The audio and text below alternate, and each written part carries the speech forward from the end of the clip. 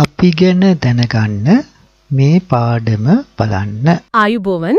අද අපි කතා කරන්න යන්නේ හරිම පොඩි සතෙක් ගැන. ඒත් ඒ සතාගේ ලෝකය නම් හරිම පුදුමයි. කූඹියෙක්. ඕ හතරම් පුදුමයි. මේ පුංචි කූඹියා දිහා බැලුවම හිතාගන්න බැරි තරම් සංකීර්ණ ඒ වගේම හරිම සංවිධානාත්මක ජීවිතයක් යාලා ගත කරනවා. අපිට හම්බ වෙලා තියෙනවා කූඹි ජීවන චක්‍රයයි එයාලගේ සමාජ සංවිධානයයි ගැන හොඳ සටහන් ටිකක්. ඕ. ඉතින් අපි බලමු මේ සටහන් පාවිච්චි කරලා කොහොමද මේ පොඩි සත්තුන් මෙච්චර විධිමත් විදිහට ජීවත් වෙන්නේ කියලා ගැඹුරින් ටිකක් කතා කරමු. අනිවාර්යයෙන්ම ඒක හරිම රසවත් මාතෘකාවක්. අපි එන මුලින්ම බලමු නේද කූඹියෙක්ගේ ජීවිතේ කොහොමද පටන් අරන් ඉවර වෙන්නේ කියලා. හරි. ඒකේ ප්‍රධාන අදියර 4ක් තියෙනවා. බිත්තරය, ඊට පස්සේ කීටයා, ඊළඟට පිලවා, අන්තිමට තමයි අර අපි දකින වැඩිහිටි කූඹියා බවට පත් වෙන්නේ. බිත්තරෙන් නම් පටන් ගමු එහෙනම්. මේක හරිම පොඩි නේද? මිලිමීටර එකටත් වඩා අඩුයි කියන්නේ. ඔව් හරිම පොඩි. ඕවලාකාර හැඩයක් තියෙන්නේ. සුදු හරි ලා කහපාට හරි වෙන්න පුළුවන්. මේවා දාන්නේ කවුද? රජින. රජිනේ. එතකොට මේ පුංචි බිත්තර බලාගන්නේ කවුද? ඒ වැඩේ කරන්නේ අර සේවක කූඹි. එයාලා තමයි මේ බිත්තර පරිස්සම් කරලා උෂ්ණතය, තෙතමානය හැම හරියට තියලා බලාගන්නේ. එතකොට බිත්තරෙන් එළියට එන්නේ. බිත්තරෙන් එළියට එන්නේ කීටයා. කීටයා ඒ කියන්නේ අර පණුවෙක් වගේ කකුල් එහෙම නැති හරියටම හරි කකුල් නැහැ ඇස් පේන්නත් නැහැ හැබැයි හරිම වේගෙන් වර්ධනය වෙනවා කෑම දෙන්නේ අර සේවක කූඹිම තමයි විශේෂයෙන්ම ප්‍රෝටීන් බහුල කෑම දෙනවා මේ වේගවත් වර්ධනයට එතකොට එයාලා ලොකු වෙන්නේ කොහොමද අර පිට කවචයක් තියෙනවා කියවනේ ඔව් ඒක හොඳ ප්‍රශ්නයක් කීටයාගේ ඇඟ වටේ තියෙන දෘඩ කවචයක් ඉතින් ඇඟ ලොකු වෙද්දී ඒ කවචය හිර වෙනවා ඒ නිසා කීටයා කිහිප වතාවක්ම ඒ පිටසම ඒ කියන්නේ කවචය අයින් කරනවා. සම හරිනව කියලා කියන එකට. ඉන්ස්ටාර් කියලාත් කියනවා. ඒ කියන්නේ හැම පාරම ලොකු වෙන කරින් සමාරිනවා. හයි. ඉතින් කීටයා හොඳටම ලොකු වුණාම එයා ඊළඟ අදියරට යනවා. ඒ තමයි පිලවා අවස්ථාව. මේක ටිකක් වෙනස්. කොහොමුණු වෙනස් වෙන්නේ? පිලවා අවස්ථාවේදී කීටයා නිශ්චල වෙනවා. කෑම කන්නෙත් නෑ. ගොඩාක් කූඹි විශේෂ වෙලා පිලවුන් Taman වටේට පොඩි කොපුවක්. ඒ කියන්නේ කෝෂයක් වගේ එකක් හදා ගන්නවා. ආරක්ෂාවට වගේ. ඔව් ආරක්ෂාවට. මේ කොපුව ඇතුලේ තමයි අර කීටයා පුදුම විදිහට වෙනස් වෙලා සම්පූර්ණ කූඹියෙක් බවට රූපාන්තරණය වෙන්නේ. ඇත්තටම පුදුමයි. කෝෂයක් ඇතුලේ ඉඳන් කූඹියෙක් වෙනවා.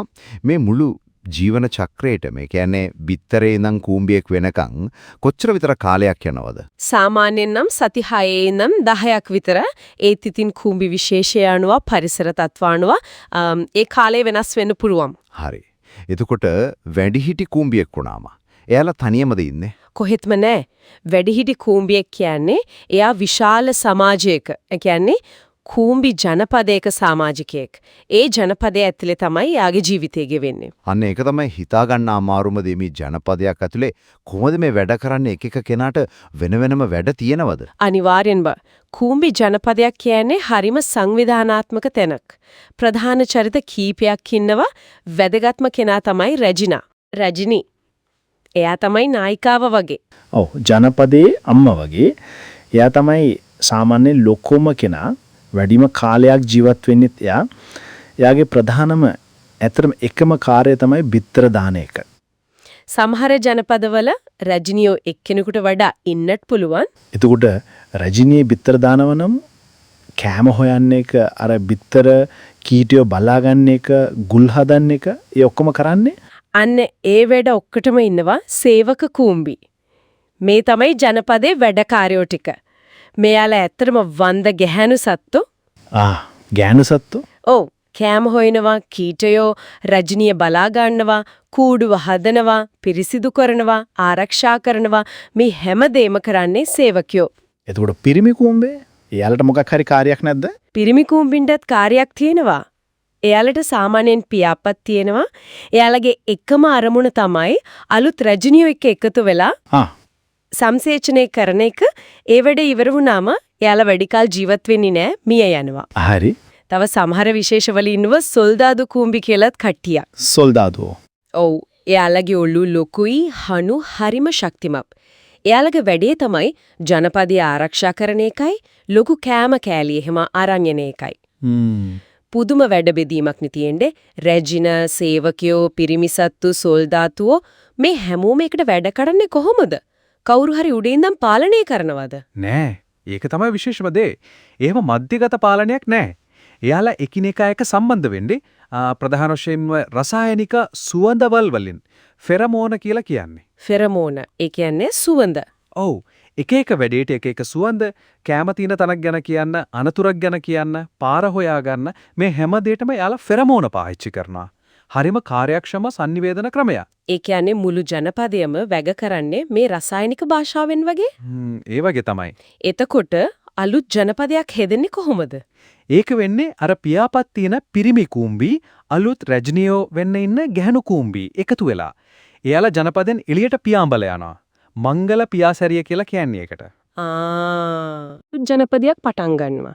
එයා තමයි ඒ ජනපදේ පළවෙනි සේවකයෝ ටික බිහි කරනකම් බලාගන්නේ. හරිම පුදුම ක්‍රියාවලියක්. මේ කුඹි පරිසරයටත් වැදගත් කියලා කියනවා නේද? ඔව් අනිවාර්යෙන්ම.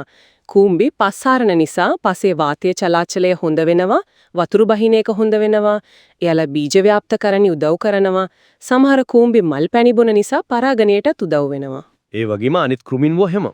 ඔව් එයාලා වෙනත් කෘමින්ව සහ පොඩි සත්තුන්ව කැමට ගන්න නිසා අනිත් ජීවීන්ගේ ගහණය පාලනය කරන්නත් කුඹි ලොකු උදව්වක් කරනවා. ඉතින් අද අපි කතා කළේ කුඹියන්ගේ ජීවිතේ පියවර 4 ගැන බිත්තරේ ඉඳන් වැඩිහිටියා වෙනකන් ඊට පස්සේ වැඩිහිටියෝ එකතු වෙලා හදාගන්න හරිම සංවිධානාත්මක ඒ වගේම පුදුම හිතන කුඹි ජනපදය ගැන රෙජින සේවකයෝ සොල්දාදුවෝ හැමෝටම වෙන වෙනම වැඩ කොටස් තියෙනවා. හරියටම හරි. සාරාංශයක් විදිහට ගත්තොත් කුඹි ලෝකය කියන්නේ ඇත්තටම සහයෝගීතාවය, කාර්යක්ෂමතාවය වගේ දේවල් ගැන අපිට ගොඩක් පාඩම් කියලා දෙන තැනක්. අර ෆෙරමෝන වගේ සරල දෙයක් පාවිච්චි කරලා මෙච්චර සංකීර්ණ සමාජයක් කිසිම කෙනෙක් උඩ එනම් පාලනය කරන්නේ නැතුව පවත්වාගෙන යන්නේක ඒක ඇත්තටම පුදුමයි නේද?